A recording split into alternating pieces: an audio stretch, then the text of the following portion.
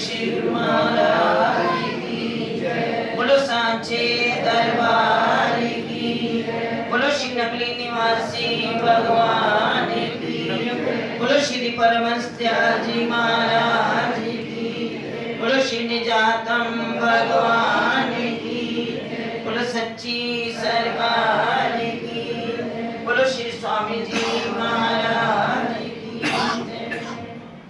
हृदय मंदिर में आसीन मेरे इष्ट देव भगवान के चरणों में कोटि कोटि दंडवत प्रणाम।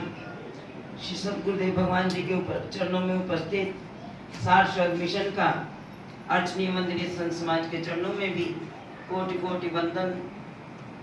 श्री गुरुदेव भगवान की परम प्यारी संगत, आप सबको आज विषय का पता ही है।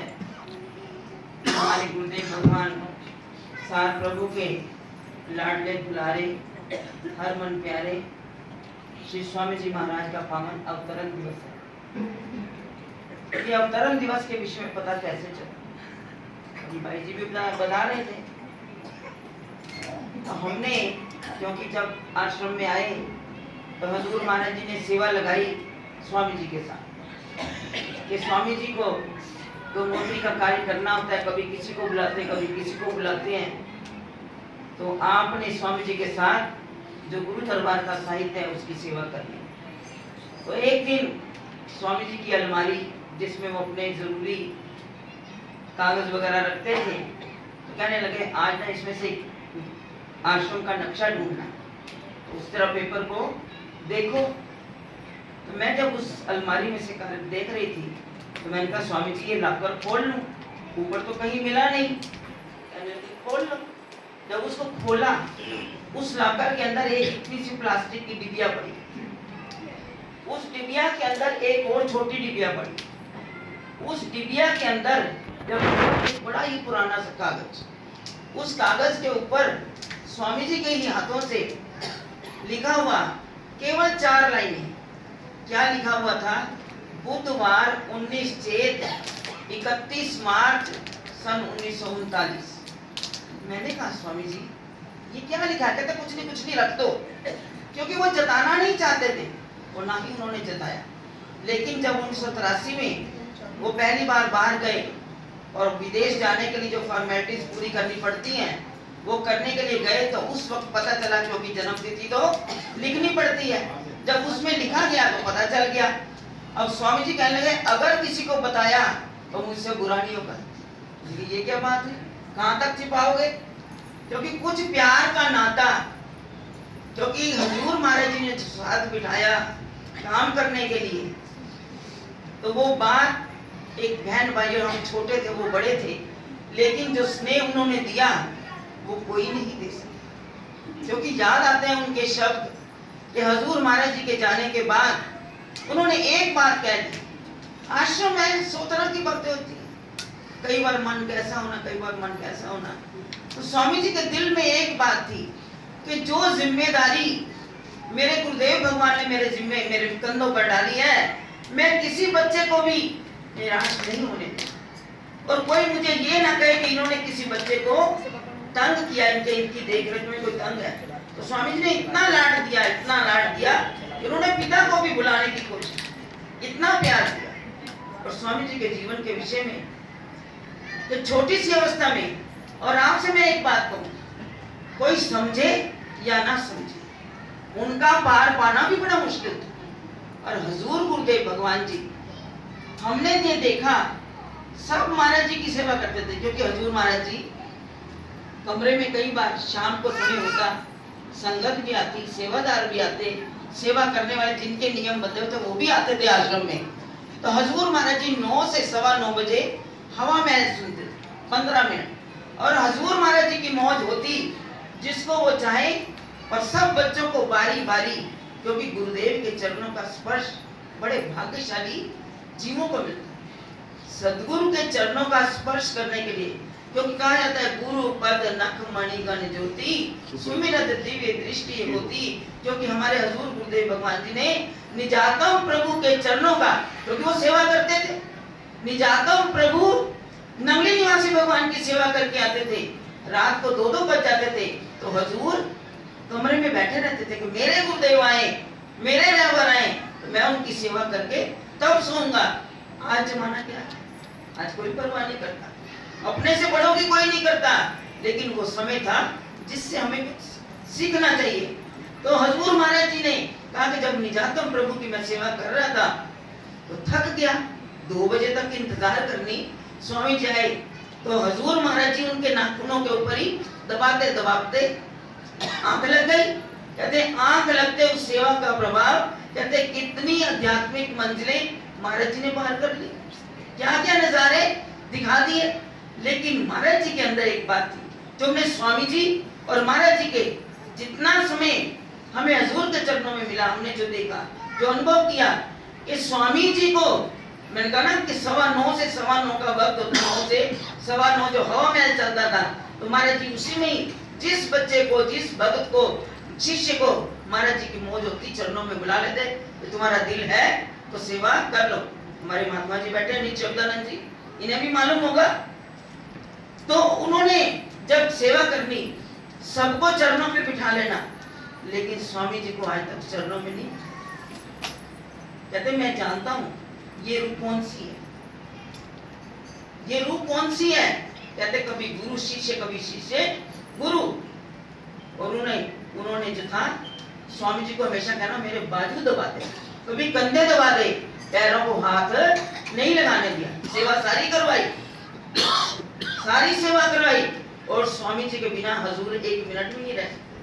कई बार आपको प्रसंग सुनाया कि एक बार ये कवालियां चलती, स्वामी जी को बड़ा कवाली से प्यार था, क्योंकि स्वामी जी का नाता और दादा गुरुदेव भगवान जी का जो एक रहस्य कई बार आपको बताया कि कई बच्चे तक धोखा खा जाते थे।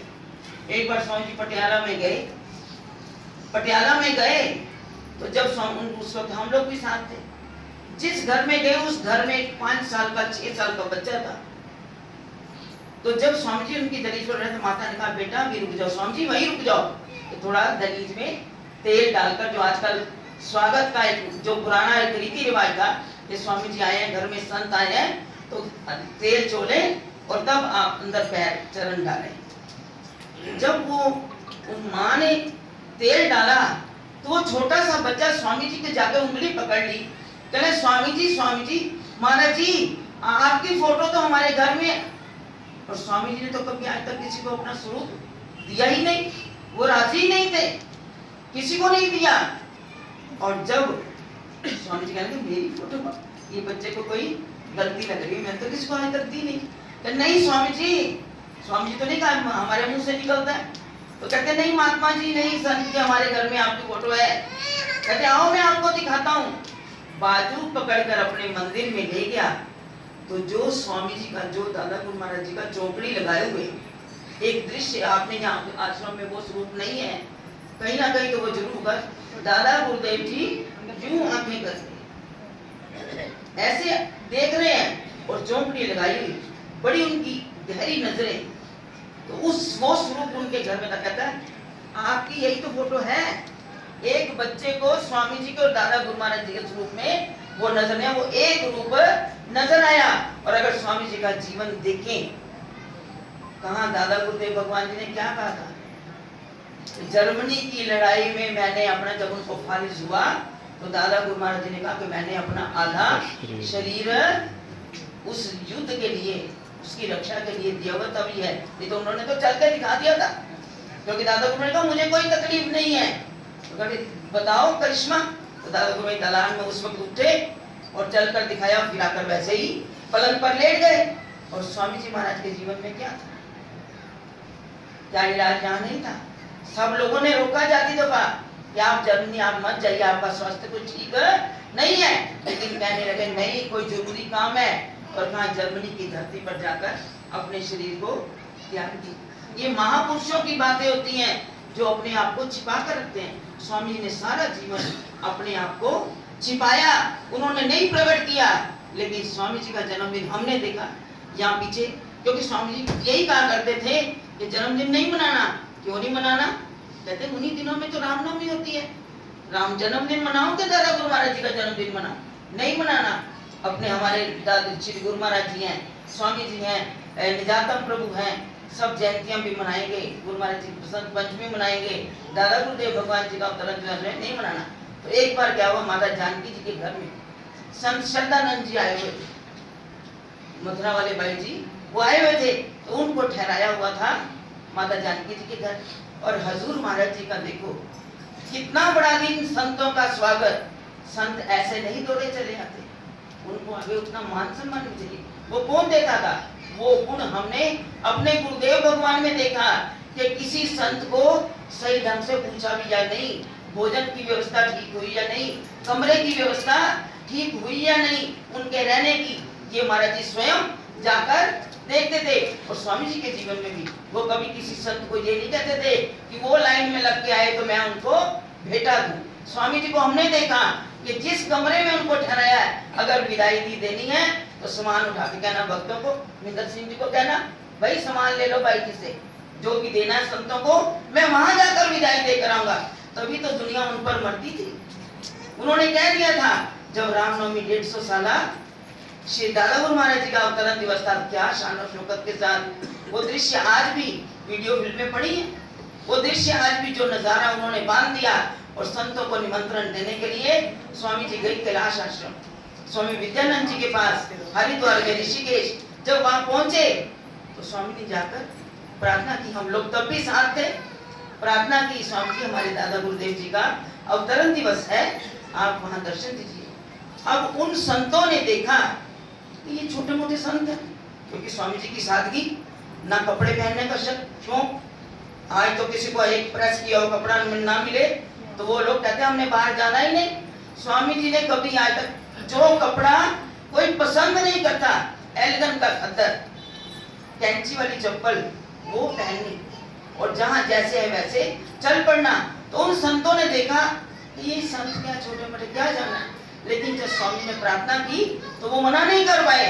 लेकिन यहाँ आकर जो उन्होंने नजारा देखा, संतों को देखा मंच के ऊपर, तो उन्होंने मंच से क्या कहा, मैंने तो कहा ये छोटा मोटा संत है, ऐसे ही कहा मंच के ऊपर ये छोटा मोटा संत है। लेकिन इस छोटे मोटे संत के इतने कार्य बड़े, इतने बड़े बड़े धुरंधर महापुरुषों को जो कहीं जाते नहीं, आज मैंने एक मंच पर देखा है। और स्वामी जी ने भी हमें उन महापुरुषों में, हम उनका बदला नहीं चुका सकते। जितनी देर स्वामी जी के सानिध्य में रहने का अवसर मिला, उन्होंने उन हस्तियों के दर्शन कराए जिनके हम कंदराओं में जाकर भी नहीं दर्शन कर सकते। क्योंकि जब स्वामी अमर मुनि जी महाराज ने अपने शरीर का त्याग किया सन 1994 में, हम वहां गए जब उनकी शोरशी थी।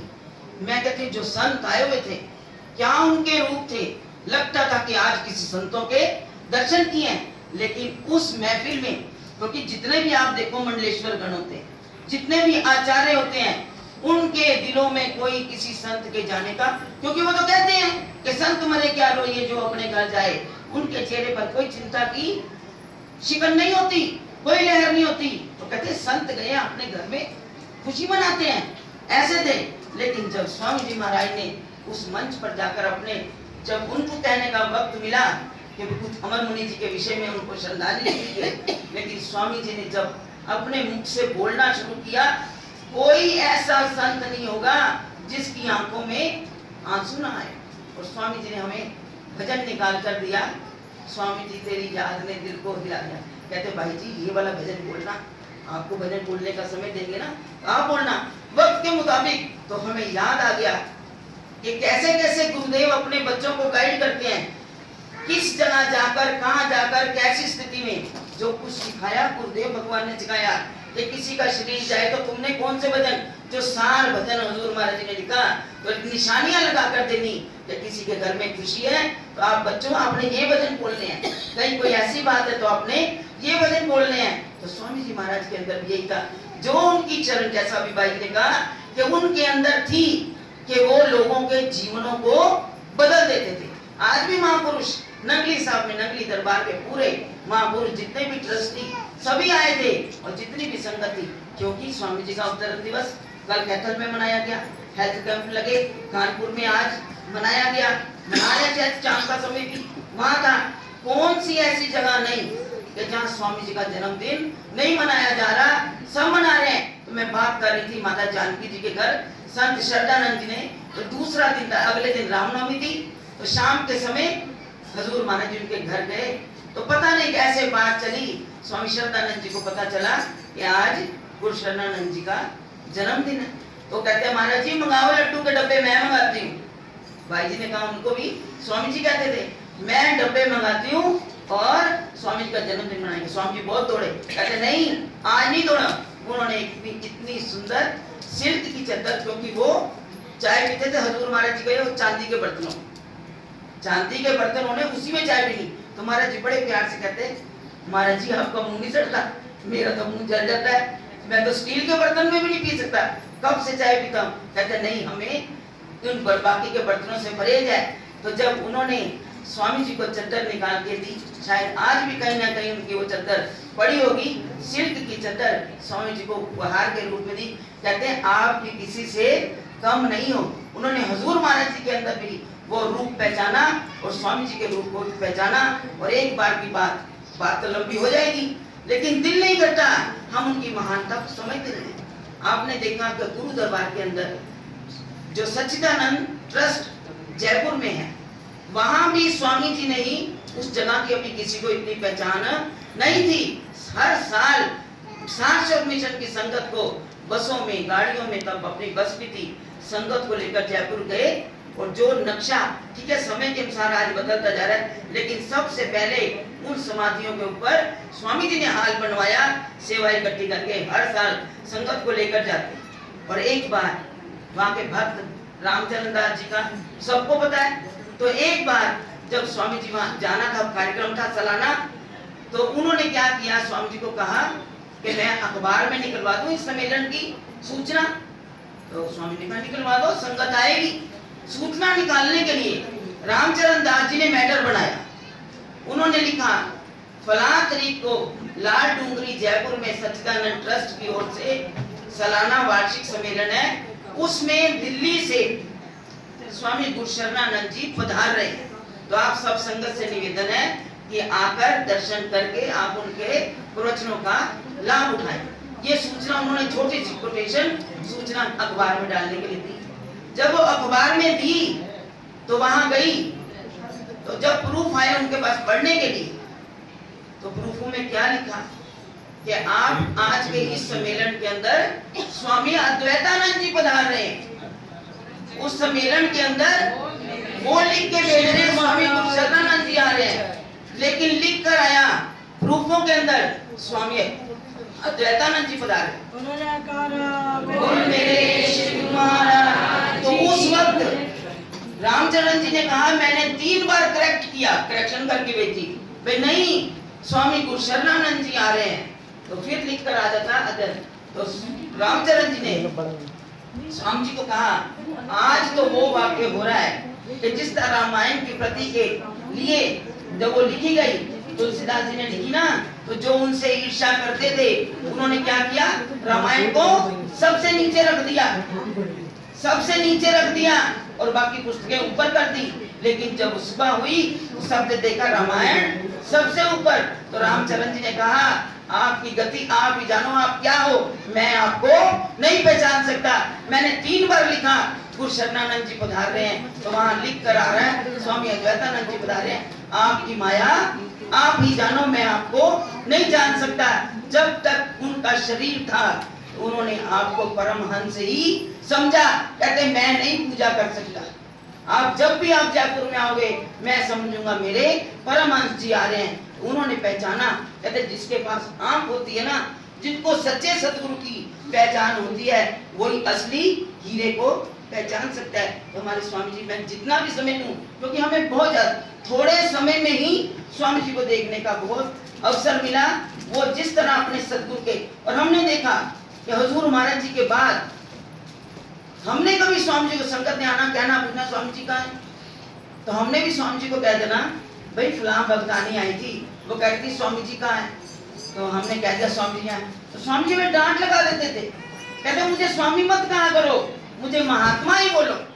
जब तक वो थे हमें नहीं कहने देते थे स्वामी, कहते मैं महात्मा हूँ, मुझे बड़ा अच्छा लगता है, मेरे गुरुदेव भगवान ने मुझे महात्मा बनाया। आप यही कहा करो, लोग चाहे जो मर्जी कहते रहे, ऐसी उनकी अंदर से वृत्ति थी, इतनी उनकी मतलब त्याग वृत्ति थी, ना कुछ पहनने की वृत्ति थी। एक बार ऐसे स्नान करने के लिए गए, कपड़े धोने का समय नहीं मिला, हम सेवा में थे, कपड़े धोते थे स्वामी जी के। एक बार कपड़े भी ज्यादा नहीं रखने, 4 जोड़े से ज्यादा नहीं रखने, तो एक बार नहीं धो पाए, बारिश थी, तो मैंने क्या किया, एक उनका कुर्ता टेरी काट का था, टेरी बैल का कुर्ता था, मैंने स्वामी जी को नहाने के लिए गुसल खाने में टांग दिया। अंदर से बनियान पहनकर बाहर आ गए, कहते मैंने कहा ना मैं टेरी काट नहीं पहनूंगा। और मुझे आज भी याद है, राजेंद्र नगर से हमारी बहन मनोरमा जी, उनके माता जी राजरानी जी कत्याल, वो स्वामी जी के सिलक के कुर्ते सिल कर लाए, आज भी वो कुर्ते पड़े, कहते नहीं पहनूंगा, मेरे गुरुदेव की आज्ञा नहीं है। वो सादगी में खुश थे, क्योंकि उन्होंने देखा कि मेरे हुजूर ने एक दिन टाट का चोला पहन लिया, जब उनका जन्मदिन कैथल में टाट का चोला पहन लिया, और हुजूर महाराज जी ने कहा उन लोग की, महाराज जी ने देखा कि बच्चे पहन रहे हैं टेरी काट के सिल्कों के कुर्ते पजामे, पता नहीं किसको देखकर हुजूर महाराज ने कहा नहीं मैं तो टाट के पहनूंगा। सबने बड़ी मिन्नतें की, लेकिन क्यों, अपने बच्चों को सुधारने के लिए। तो स्वामी जी ने कहा मैं सिलक के ना कपड़े पहनूंगा, मैं टेरी काट भी नहीं पहनूंगा। कभी सिलक की चद्दर भी बिस्तर पे बिछा दी, कहते इसको उठा दो, मेरे को कॉटन की चद्दर चाहिए। आज अगर हम उनके पलंग पर बिछाते हैं ना, तो उनकी वो बात याद आ जाती है, फिर हम कहते हैं कॉटन की कोई बढ़िया चद्दर है तो स्वामी जी के पलंग पर वो बिछाओ, क्योंकि उनको वो पसंद नहीं थी। अगर आज हमारी वृत्तियां उनके जैसी हो जाएं, तो फिर बात ही क्या हो जाए। हम अगर वो सब कुछ सीख लें, हमारे जीवन में सोने पर सुहागे वाली बात हो जाएगी। हमने कुछ सीखना है तो उनके जीवन से आज यही मांगे कि गुरुदेव हमें वही अपने वाली वृत्ति दे दो, सदगुरु के चरणों के ऊपर निछावर होना सिखा दो। जैसा अभी सुन रहे थे ना कि शरीर की परवाह नहीं की, हमें कहते थे दिन की 40 गोलियां गिनते थे सुबह से लेकर रात तक, होम्योपैथिक 60 गोलियां, होम्योपैथिक भी, आयुर्वेदिक भी और अंग्रेजी गोलियां। जब तो हमने कहा स्वामी, कोई आता देखता था स्वामी जी इतनी दवाई, कहते समझौता किया हुआ। आज हम एक इतनी सी तकलीफ से समझौता नहीं कर सकते, हम सहन नहीं कर सकते, लेकिन उनको देखा, उन्होंने बहुत कुछ सहन किया, और हमने भी देखा अपने गुरुदेव को उनके साथ प्यार करते हुए, वो उनका भी एक मिनट का भी छोड़ा सहन नहीं कर सकते थे। तो उनके जीवन की तो बहुत बातें मैं कहने लगूं तो रात बीत जाए, हम थकेंगे नहीं, आप थक जाओ, क्योंकि सुबह की भी मर्यादा है, रामनवमी है, सवेरे के लिए प्रभात फेरी पर जाना है, दादा गुरुदेव भगवान जी का अवतरण दिवस मनाना है। इन्हीं बातों को कहती हुई कि मेरे थोड़े शब्दों को ही आप बहुत समझिए, उनके जीवन से कुछ ग्रहण करने का प्रयत्न कीजिए, उनके जीवन को हम अपना आदर्श बना लेंगे तो समझो हमने बहुत कुछ पा लिया, हमें और कोई भटकने की जरूरत नहीं है। तो इन्हीं शब्दों को आज स्वीकार करें। तो स्वामी जी के पावन अवतरण दिवस की आप सब प्रेमियों को जो आए हैं, मैं अपने साक्षात मिशन के भी, संत समाज को भी बहुत बहुत बधाई देती हूँ, और सारी संगत को भी बहुत बहुत बधाई देती हूँ। और इसी के साथ जो कड़ी चल रही है श्री परम दयाल जी के अवतरण दिवस की, उनके अवतरण की भी आप सबको बहुत बहुत बधाई हो। आज पता है नमली साहब में संत कैसे बधाई दे रहे थे, कहते मैं भी बोलती हूँ और जोर जोर से बधाई हो, आप भी जोर से कहना बधाई हो। हमसे वैसे बोला नहीं जाता, लेकिन मैं भी कोशिश करती हूँ, सबको सारी संगत को बहुत बहुत बधाई हो, संगत को बहुत बहुत बधाई हो, बहुत बहुत बधाई हो। आपको इसी तरह खुश रहे, आपकी झोलियां सदा खुशियों से भरी रहे। इन्हीं शब्दों के साथ मैं अपनी वाणी को विराम देती हूँ। तो बड़े प्यार के साथ आज जो लंगर में व्यवस्था है, हमारे गुरुदेव भगवान के प्यारे सेवक जग्गी जी, अनिल जग्गी जी, बेटा मनीष जग्गी जी, ये बड़े प्यार के साथ आज के इस भोग प्रसाद की व्यवस्था उनकी ओर से, मालिक उनके घर में और बरकत डाले, इसी तरह गुरु घर की सेवा करते हैं। बोलो जयकारा।